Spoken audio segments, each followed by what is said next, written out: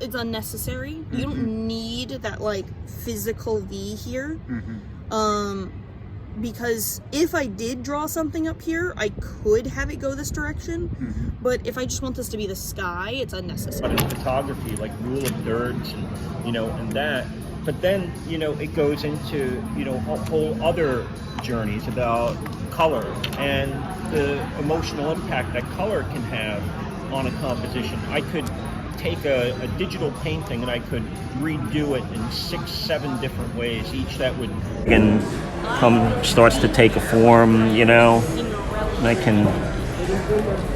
Now at that point I'd probably shut off the alpha lock here like this. I just do that, and then I can come back in, and now I can start to add in impulsivity. Someone else's promiscuity might ascend off the roof. Someone else might experience a high level of grandiosity. It's unnecessary. That would impulsivity.